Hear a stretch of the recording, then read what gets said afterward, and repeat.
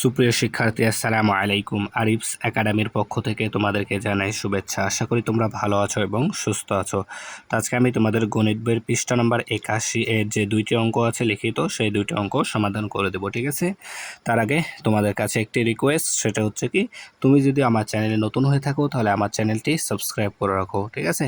তাহলে দেখো, প্রথমে আমরা 5 নম্বর অঙ্কটা সমাধান করব, ঠিক আছে? তো যে কোনো অঙ্ক সমাধান করার আগে আমাদেরকে কি করতে হয়, প্রশ্নটা ভালো মতো পড়তে হবে এবং প্রশ্নটা কি চাচ্ছে সেটা আমাদেরকে, উত্তর কি চাচ্ছে সেটা আমাদেরকে বুঝতে হবে, তাই না? তাহলে দেখো, প্রথমে আমরা প্রশ্নটা পড়ব। তো বলছে 12টি কলমের মূল্য 96 টাকা, ঠিক আছে? তাহলে এখানে 12টি কলমের মূল্য 96 টাকা, এরূপ 32টি কলম কিনতে কত টাকা প্রয়োজন হবে? তাহলে দেখো, এখানে আমাদের দেওয়া আছে 12টির দাম, ঠিক আছে? 12টির দাম দেওয়া আছে 96 টাকা, আর আমাদের কাছে চাইছে 32টি কলমের দাম। তো প্রথমে আমাদেরকে এখান থেকে এই 12টি কলমের দাম থেকে আমাদেরকে প্রথমে একটি কলমের দাম বের করতে হবে, ঠিক আছে? যদি আমরা কোনো মতন একটি কলমের দাম বের করে ফেলতে পারি, তাহলে কিন্তু আমরা 32টি কলমের দাম বের করে ফেলতে পারবো অনায়াসে, ঠিক আছে? তাহলে প্রথমে আমাদের টার্গেট হচ্ছে একটি কলমের মূল্য বের করব। তো এখানে দেওয়া আছে আমাদের 12টি কলমের মূল্য 96 টাকা, তাই না? তাহলে আমরা লিখি যে 12টি কলমের মূল্য, 12টি কলমের মূল্য সমান সমান 96 টাকা, ঠিক আছে? 12টি কলমের মূল্য 96 টাকা।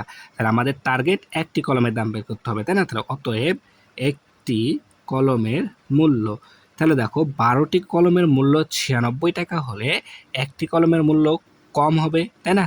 কম হবে।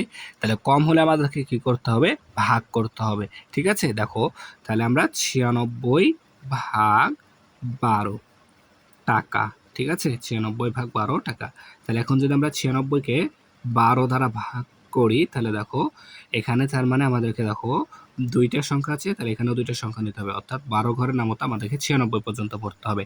তাহলে দেখো, যদি আমি 12কে যদি 8 দ্বারা গুণ করি, তাহলে 8 দুগুণ 16, 6 হাতে থাকে 1, 8 একে 8, আর হাতে থাকে 9, 96। তাহলে 8 12 96। তাহলে একটি কলমের মূল্য দেখো আমরা পেয়ে গেলাম 8 টাকা। একটি কলমের মূল্য পেলাম কত? 8 টাকা। তাহলে এখন আমরা খুব সহজে 32টি কলমের দাম বের করতে পারবো। একটি কলমের দাম যদি 8 টাকা হয়, তাহলে 32টি কলমের মূল্য কি আরো বেশি হবে, আর বেশি হলে আমাদেরকে কি করতে হয়, গুণ করতে হয়। তাহলে এখন লিখতে পারি যে অতএব 32টি কলমের মূল্য, 32টি কলমের মূল্য, তাহলে 32 গুণন 8 টাকা, ঠিক আছে? 32কে 8 দ্বারা গুণ করে দেব। তাহলে দেখো, 8 দুগুণ 16, 6 হাতে থাকে 1, 3 8 24, আর 1 25, তার মানে 256 টাকা, ঠিক আছে? যদি না বুঝতে পারো তাহলে আমি আবার গুণটা করে দিই, দেখো, গুণ 8। তাহলে 8 দুগুণ 16, 16 6 হাতে থাকে 1, আর 3 8 24, আর 1 25, তাহলে 256 টাকা। তাহলে উত্তর আমাদের 256 টাকা। তাহলে 32টি কলমের মূল্য আমরা কিন্তু খুব সহজে পেয়ে গেলাম। তাহলে এখন আমরা লিখব উত্তর 256 টাকা, 256 টাকা, ঠিক আছে? তাহলে আশা করি এটা বোঝাতে পেরেছি। তাহলে এবার দেখো 3 নাম্বারটা। তো বলছে 13টি কলার দাম 117 টাকা হলে 24টি কলা কিনতে কত টাকা লাগবে? তো আগেরটার মতনই সেম অঙ্ক, খালি এখানে কি চেঞ্জ হয়েছে, সংখ্যাটা চেঞ্জ হয়েছে। আর আমাদের ওখানে প্রথমে 5 নম্বরে ছিল কলমের দাম, আর এখানে আছে কলার দাম, ঠিক আছে?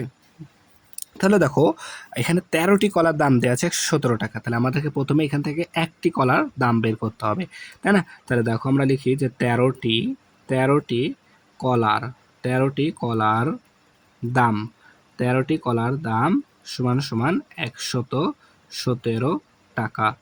13টি কলার দাম কি 117 টাকা। তাহলে প্রথম টার্গেট হচ্ছে আমাদের একটি কলার দাম বের করতে হবে।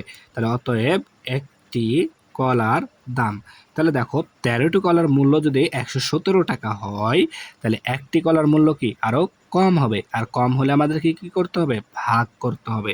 তাহলে 117 ভাগ 13, 117 ভাগ 13 টাকা, ঠিক আছে? তাহলে আমাদেরকে 117কে এখন 13 দ্বারা ভাগ করতে হবে।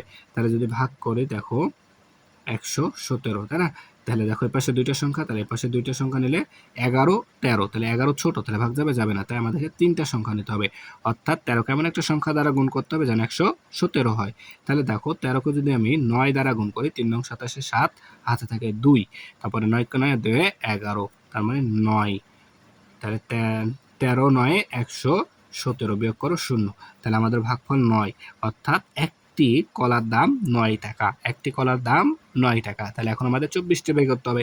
তাহলে একটি কলার দাম যদি 9 টাকা হয়, তাহলে আমাদের 24টি কলার দাম আরও বেশি হবে, আর বেশি হলে আমাদেরকে কি করতে হয়? গুণ করতে হয়, তাই না? তাহলে এখন দেখো, অতএব 24টি কলার 24টি কলার দাম 24টি কলার দাম সমান সমান, তাহলে 24 গুণন 9 টাকা, 24 গুণন 9 টাকা। তাহলে 4 নং 36 6 হাতে থাকে 3, 4 নং 36 6 হাতে থাকে 3, 9 দুগুণ 18, 18 3 21, 216 টাকা। তাহলে আমাদের 24টি কলার মূল্য আসছে 216 টাকা। তাহলে আমরা এখন এখানে লিখে দিতে পারি যে উত্তর 216 টাকা, 216 টাকা। ঠিক আছে, তাহলে আশা করি বোঝাতে পেরেছি। তাহলে আজকে পর্যন্তই। ভিডিওটি ভালো লাগলে অবশ্যই লাইক কমেন্ট শেয়ার করতে ভুলবেন না, এবং পরবর্তী ভিডিও সবার আগে পেতে আমাদের চ্যানেলটি সাবস্ক্রাইব করে রাখো। আল্লাহ হাফেজ, আসসালামু আলাইকুম ওয়া রাহমাতুল্লাহ।